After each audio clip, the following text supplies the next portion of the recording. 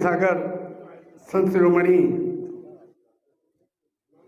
महाराज जी, हमें जो है आम इंसान को इंसान बनाने वाले हजारों साल से हम जो गुलाम थे, मजलूम थे, जाति धर्म संप्रदाय के आधार पर इंसान बनाने वाले बाबा साहब के चरणों में नमन।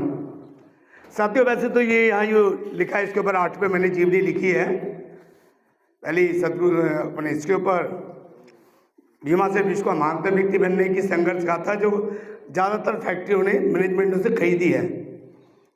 और इसके अलावा अब निर्गुण धारा के संत रविदास जी, कबीरदास जी, दुर्बलनाथ जी, गुरु नानक जी, इन सब पे लिखी है। चूँकि इस पर काफ़ी समय हो जाएगा, पर मेन बात मैं ये करना चाहता हूँ, जो हमारा all India defence SC ST employees federation, Bharat की जितनी भी डिफेंस संस्थान है उसमें काम करने वाली संस्थाओं का एक प्रतिनिधि संगठन है। और हम हर साल एक राष्ट्रीय अधिवेशन करते हैं। इस साल हमारा वैसे ऑर्डिनेंस फैक्ट्री मुरादनगर में करने का इरादा था, किसी कारणवश यहाँ नहीं हो पाया तो जिम्मेदारी को दिल्ली ने उठाया है। दिल्ली के अंदर 21 तारीख को हम लोग all India defence SC ST employ federation का राष्ट्रीय अधिवेशन कर रहे हैं, जिसके अंदर तमिलनाडु, आंध्रा, कर्नाटक, महाराष्ट्र, उत्तर प्रदेश, मध्य प्रदेश, राजस्थान, उत्तरांचल, चंडीगढ़ आदि से विभिन्न संस्थाओं के प्रतिनिधि आएंगे। अब चूंकि हम लोग NCR के हिस्सा हैं तो हम इस कार्यक्रम के आयोजक हो गए दिल्ली, और आप लोग ऑर्डिनेंस फैक्ट्री मुरादनगर वाले।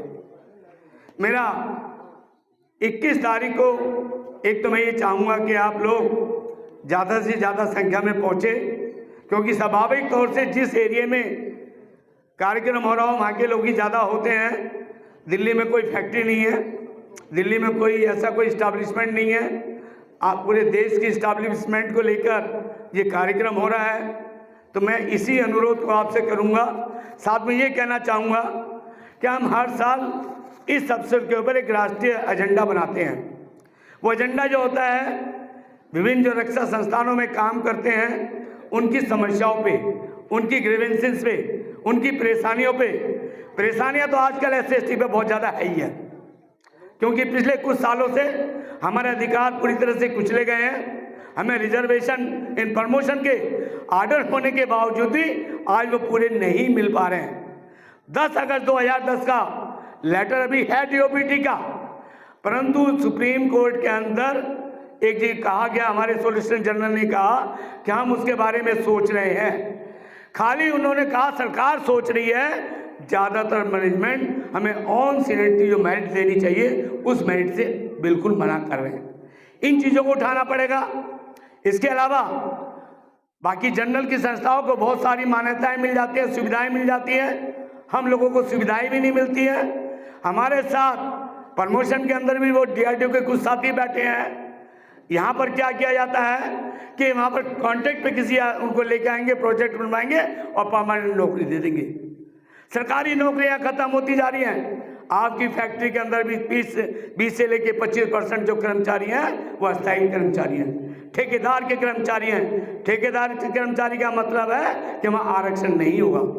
आपको जो बाबा साहब ने हजारों साल की गुलामी के बाद जो अधिकार दिए थे, वो सारे अधिकार एक एक करके छीने जा रहे हैं।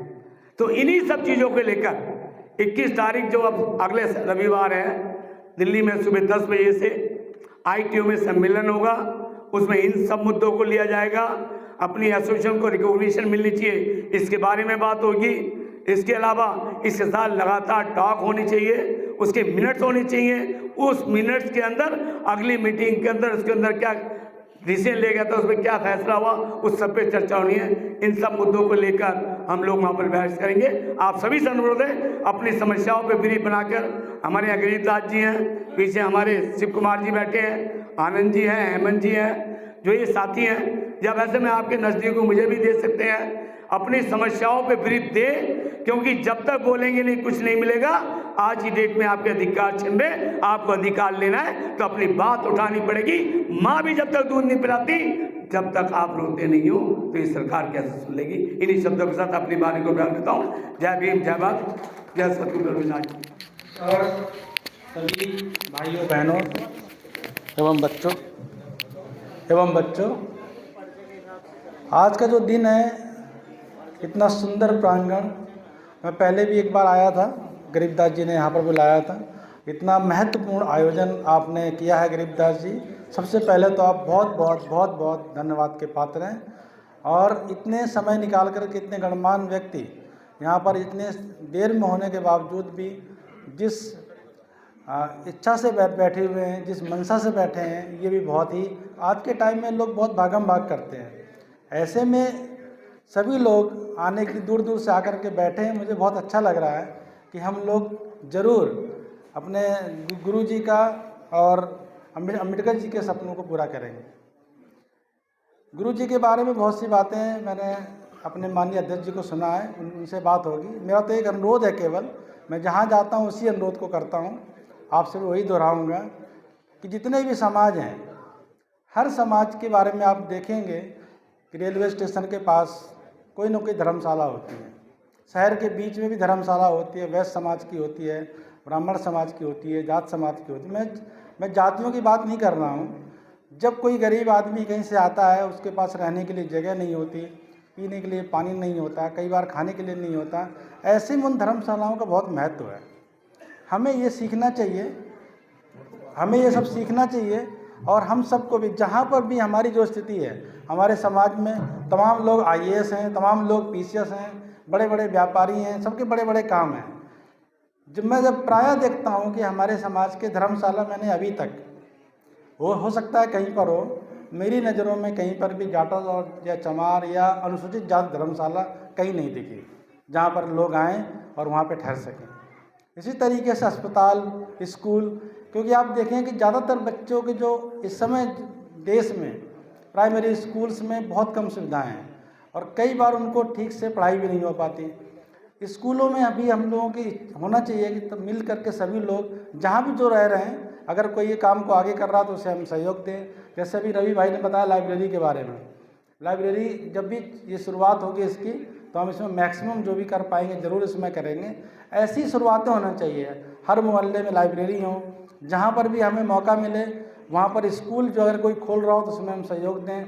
और धर्मशाला कहीं ना कहीं, कम से कम ज़्यादा नहीं तो एक शहर में, बस अड्डे के पास या रेलवे स्टेशन के पास, चाहे वहाँ से 2-4 किलोमीटर दूर हो, क्योंकि जितना भी सड़क में जो लोग रह रहे हैं, आप जाएं वो कोई और नहीं है, वो सब आपके भाई बहन। अगर हम उनकी चिंता करेंगे, जो ट्रेनों में जा रहे हैं, परेशान हो रहे हैं, जो मजदूर कर रहे हैं, एक बार कहीं चर्चा हो रही थी, उस चर्चा में बात आई कि नहीं डॉक्टर साहब आप तो बहुत बड़े प्रोफेसर हैं, आपके समाज में क्या दिक्कत है। मैंने कहा मेरे समाज में दिक्कत नहीं है, समाज पूरे देश का, और हर देश में जाति व्यवस्था की भी मैं कुछ नहीं कह रहा हूँ, वो भी सब जब सभी लोग बराबरी में होंगे, जब सभी लोग पढ़े लिखे होंगे, वो भी सब ठीक हो जाएगा। जब सड़क में जाते हुए मजदूरों को आप उनसे नाम पूछेंगे, उनकी कम्युनिटी पूछेंगे, तब आपको मालूम पड़ेगा 80% लोग अनुसूचित जाति से हैं। वो जब तक चलता रहेगा जब तक हमारे पास योग्यता नहीं होगी, वो जब तक चलता रहेगा जब तक हम पढ़ाई नहीं करते रहेंगे, जब तक चलता रहेगा जब तक हम लोग एक दूसरे के साथ जुड़ेंगे नहीं, एक दूसरे को सहयोग नहीं करेंगे। तो मेरा तो यही अनुरोध है, चाहे बाबा भीमराव अम्बेडकर का सपना हो, चाहे रवि अपने गुरुदेव जी का सपना हो, ये जब भी पूरा होगा जब हर व्यक्ति को खाना मिलेगा, हर व्यक्ति को शिक्षा मिलेगी और हर व्यक्ति को स्वास्थ्य मिलेगा। Thank you.